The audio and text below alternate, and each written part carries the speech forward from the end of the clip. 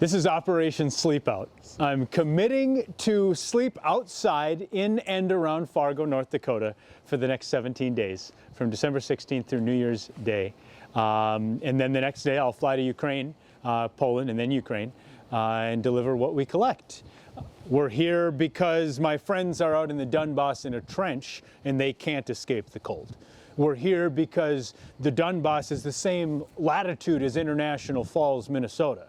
We're here because if it's 20 degrees over in Ukraine, that's the worst kind of cold. If it's above freezing during the day, below freezing at night, now it's wet and muddy, and now you're fighting for freedom in those kinds of conditions. And so I just wanted to remind people that this is still going on. There's a million guys out in trenches that need our help, and we certainly can.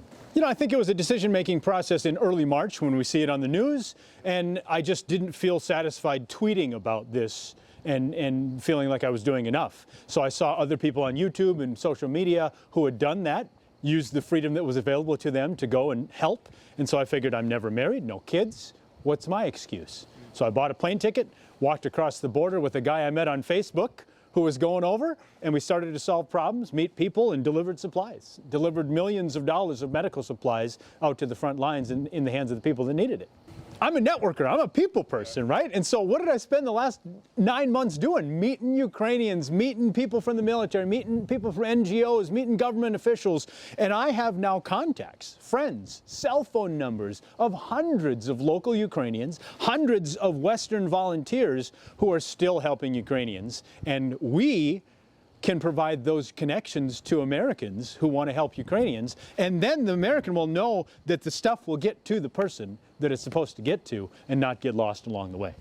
And that was part of my thinking, you know, back in the spring when I decided to go over to Ukraine and help, is being a public figure, I suppose you'd say, and having audiences that would know me. I thought maybe that little connection would be just enough for people to say, well, yes, I can trust him to deliver the supplies. And in fact, over 1,000 of my friends in their network donated to this cause, a couple $100,000 worth of cash, and like I said, hundreds of thousands or millions of dollars worth of donated items and medical supplies. And so that's why I'm doing this, is because I figure if Mark is out there in the tent, you know, I've been making friends around this region for 41 years. Yeah. You know, maybe I could get my friends to engage, because if they knew I was doing it, it would make a difference.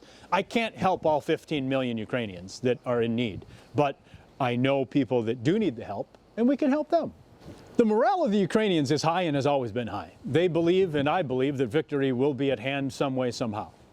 The morale of the Western volunteers, it waned during the summer, because, you know, when compassion fatigue set in, when people started to forget about it because it wasn't on the front pages, us Westerners, we felt forgotten about, because the donations stopped coming, the you know, packages stopped flowing, and all of us Western volunteers out there in eastern Ukraine sat there in Kharkiv and said, well, if we don't have anything to deliver, what are we doing sitting here waiting to get hit by a missile? So we came home, and we're doing fundraising at home, partnering with those local Ukrainians still over there, and so we can still help. Picture your living room in your mind right now, where you sit on the couch and watch the game and TVs and enjoy your family life. If you're in an apartment in North Kharkiv, in Kherson, in Bakhmut, in any one of these cities, there are missiles that land in your living room and blow the side of the building off while you're asleep. Nobody deserves that.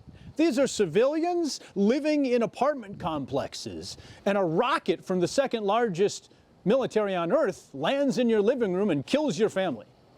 That's senseless. It's insane.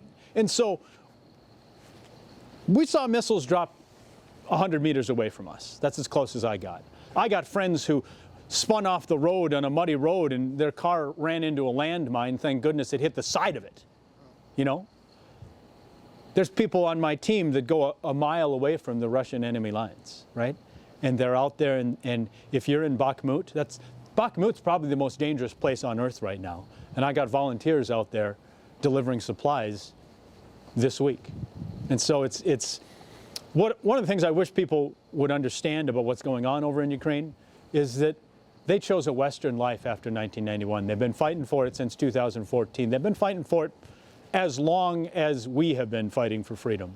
Ukraine is an old country. I wish that people understood that you could just as easily live your life in Ukraine as you live it here. They could just as easily be your best friends for life or be in your wedding in the future. You know, it's been going on 10 months. I mean, eventually you got to go back to work. Eventually you have to try to just resume normal life. Eventually you have to try to prop up the economy, which the Ukrainian economy is twice as bad as our Great Depression. Unemployment in Ukraine is twice as bad as our Great Depression, right? And so you're just trying to survive. And on top of it, you got the threat of war, right? And so, in my estimation, it has to be all hands on deck on the American side of this issue. Because what we might not know is during World War II, Americans contributed $180 billion in war bonds. And that was 52% of the overall bill it took to build the bombs and the tanks and the planes for World War II. 52% of the bill came from people who said, you know what, the government needs money to wage this war.